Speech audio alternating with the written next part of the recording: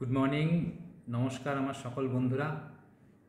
আজকে আমি আলোচনা করতে চাই, অনেকেরই যেটা প্রশ্ন আছে যে কম কার্বোহাইড্রেট বা শর্করা জাতীয় খাবার খেলে বাকি আমি কি খাবো, কি খেয়ে বেঁচে থাকবো।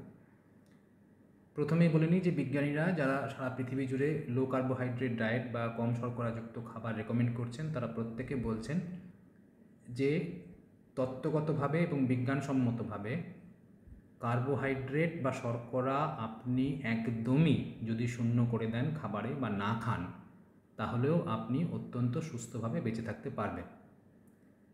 তাহলে শরীরে আমাদের কার্বোহাইড্রেট কোত্থেকে আসবে, এটা একটা প্রশ্ন হতে পারে। কার্বোহাইড্রেট আসবে যে সমস্ত অশর্করা জাতীয় খাবার, যেমন প্রোটিন, মাছ, মাংস ইত্যাদি প্রভৃতি খাবেন, সেগুলো থেকে আমাদের লিভার শরীরের মধ্যেই তার প্রয়োজনীয় শর্করাটুকু বানিয়ে নেবে, যাতে আমাদের ব্রেন এবং অন্যান্য অর্গানগুলো ঠিকমতো চলতে পারে। এছাড়া আপনি ডাল, পালং শাক, ফুলকপি, বাঁধাকপি, গাজর, শালগম, যেখানেই যে খাবারই খান না কেন সবজি, তাতেও কিছু না কিছু কার্বোহাইড্রেট কিন্তু আপনি খেয়েই ফেলবেন, বাদ দিতে পারবেন না।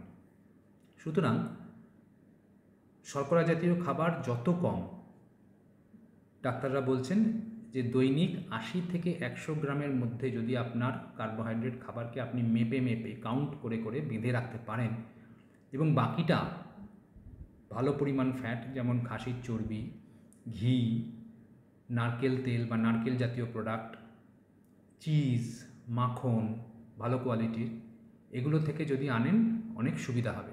এখানে আমি একটি কেমন করে প্রোটিন গুনতে হবে খাবারের তার একটি তালিকা দিয়েছি। সেখানে আপনারা দেখতে পাচ্ছেন যে আমি উদ্ভিজ্জ প্রোটিনটাকে প্রথমে ডাক্তারবাবুরা তালিকায় রেখেছেন। তার প্রথম অংশটার মধ্যে দেখাচ্ছি যে হাফ কাপ ডাল, ছোলা বা রাজমায় কতটা প্রোটিন আছে। হাফ কাপ মানে একটা ছোটো কাপ, বড় কাপ নয়, যে স্ট্যান্ডার্ড কাপ যেটা, সেটা। রান্না করা সয়াবিনের সবচেয়ে বেশি আছে। সয়াবিন মানে কিন্তু সয়াবিন বড়ি নয়। সয়াবিন বড়িটা কিন্তু আমাদের যে ধারণা আছে সেটা ভুল। সয়াবিন বড়িটা অত্যন্ত ক্ষতিকারক। তার মধ্যে বাইন্ডার হিসেবে, সয়া চাঙ্ক হিসেবে, তাতে বাইন্ডার বা বাঁধার জিনিস হিসেবে সয়াবিনের গুঁড়োকে যে প্রোডাক্টগুলো ব্যবহার করা হয় সেগুলো খুব অস্বাস্থ্যকর এবং মূলত সবই কার্বোহাইড্রেট। তাই সয়াবিন বড়ি ভাবলে হবে না, এটা রান্না করা সয়াবিন, যাকে অনলাইনে আপনারা ব্ল্যাক আইড বিন নামে পাবেন। হ্যাঁ, সাদা রঙের বিনসগুলো হয় দেখতে, এবং তাতে কালো একটা ডট, চোখের মতো ডট থাকে। সেই রান্না করা সয়াবিন, যদি হাফ কাপ রান্না করা সয়াবিন খান, যথেষ্ট পরিমাণে প্রায় 16 গ্রাম প্রোটিন পাবেন। হাফ কাপ টোফু মানে সয়াবিনের পনির, তাতে 20 গ্রাম। বাংলায় আমরা টোফু পাই না, তাই খুব একটা ভেবে লাভ নেই। হাফ কাপ গমের ময়দা মানে আটা, তাতে 7।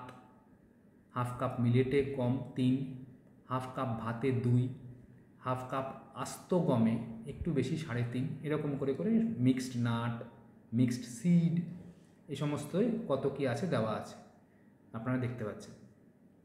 এছাড়া হাফ কাপ রান্না করা পালং শাকে 3, রান্না করা ব্রকলিতে 2 গ্রাম, রান্না করা মাশরুমে 2 গ্রাম।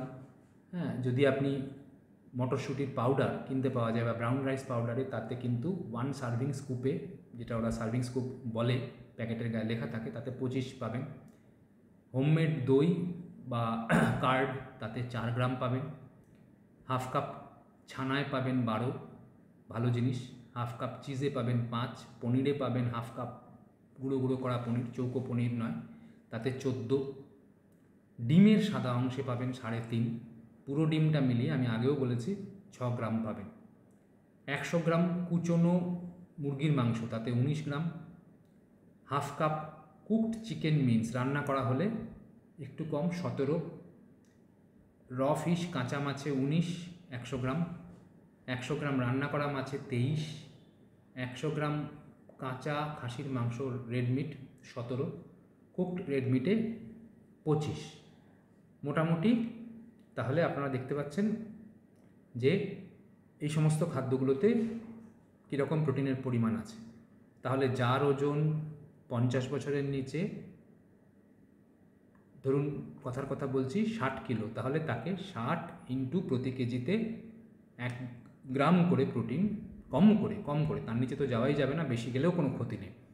তাহলে 60 গ্রাম প্রোটিন খেতে হবে। তাহলে আপনি যদি 19 গ্রাম 100 গ্রাম মাছ থেকে পান, তাহলে আপনার পড়ে রইল 60 বিয়োগ 19 সমান সমান 41 গ্রাম। এই 41 গ্রাম আপনি যদি সয়াবিন থেকে নেন 16 হাফ কাপ, তাহলে 41 থেকে আরও 16 বাদ গেল, রইল পড়ে 25, 6 গ্রাম করে প্রতি পুরো ডিমে, তাহলে 4 6 24, 4খানা ডিম, 100 গ্রাম মাছ, হাফ কাপ সয়াবিন। এইভাবে আপনার প্রোটিনের কাউন্ট করতে হবে। ছানাতেও আছে 16, সেই হিসেবে ছানা 100 গ্রাম যোগ করতে পারেন, আরও ভ্যারাইটি হবে, বৈচিত্র্য আসবে। আর যদি 50-60-এর ঊর্ধ্বে হয়, বয়স্কদের ক্ষেত্রে এমনিতেই প্রোটিন লস হয়, তাই সে প্রোটিনের ম্যানেজ দেওয়ার জন্য কিন্তু 1 দিয়ে গুণ করলে হবে না। তার মানে 60 বছরের ঊর্ধ্বের লোকের যদি 60 কিলো ওজন হয়, তাহলে 1.2 প্রতি কিলোতে গ্রাম হিসেবে নিতে হবে। তাহলে 60 গুণ 1.2 = 72 গ্রাম প্রোটিন আপনাকে খেতে হবে। মানে যত বয়স বাড়বে প্রোটিনের পরিমাণ তত বাড়বে। ইভেন এন্ডোক্রিনোলজিস্টরা বলছেন যে কিডনি যদি ক্ষতিগ্রস্ত হয় তাহলেও যে প্রোটিন খাওয়া কমিয়ে দিতে হবে, এ ধারণা ভুল। যার কিডনি গ্রেড 1 বা গ্রেড 2 ঠিক আছে ড্যামেজ আছে, তিনিও নির্ভয়ে 0.8 গ্রাম পার কেজি বডি ওয়েট হিসেবে প্রোটিন খেতে পারেন, গুড কোয়ালিটি প্রোটিন। এবং আপনি যে কার্বোহাইড্রেটটা খাচ্ছেন, সেই কার্বোহাইড্রেটটা প্রথমে ধরুন অর্ধেক থালা ভাত নিচ্ছিলেন বা অর্ধেক থালা সবজি নিচ্ছিলেন, সেটাকে হাফ হাফ করে দিন, করে দিয়ে তারপরে তার সঙ্গে বাড়তি পরিমাণ প্রোটিন যোগ করুন। এইভাবে আস্তে আস্তে 15 দিন 1 মাস অন্তর অন্তর করে নিজেকে উন্নীত করুন। সুগারের ওষুধগুলো সেই অনুযায়ী অল্প অল্প করে অ্যাডজাস্ট করতে হবে ডাক্তারের সঙ্গে কথা বলে, নাহলে কিন্তু ভুল হয়ে যাবে। সুতরাং আমি একটা মোটামুটি প্রোটিন কার্বোহাইড্রেট ব্যালেন্স করে প্রোটিন আস্তে আস্তে আস্তে আস্তে বেশি করে করে কিভাবে সুগার এবং ইনসুলিন রেজিস্ট্যান্সে হাই প্রোটিনের ভূমিকা আছে সেটা বোঝাতে চাইলাম। কেননা ভারতবর্ষ তথা বাংলায় অধিকাংশ 99% লোকই কিন্তু আমরা high protein diet, normal protein diet নিই না, হাই প্রোটিন তো দূরস্থ। যিনি বডি বিল্ড আপ করবেন, যিনি জিম করবেন, তার ক্ষেত্রে 1.2 বা 1.4 গ্রাম প্রতি কিলোতে খেতে হবে, এটা কিন্তু বিজ্ঞানীরা বলছে। সুতরাং ডিম, ফ্যাট, খাসির মাংস, মুরগির মাংস এগুলোকে ভয় পাওয়ার একদম কিছু নেই। তার সঙ্গে মাখন, নারকেল তেল এগুলো করুন।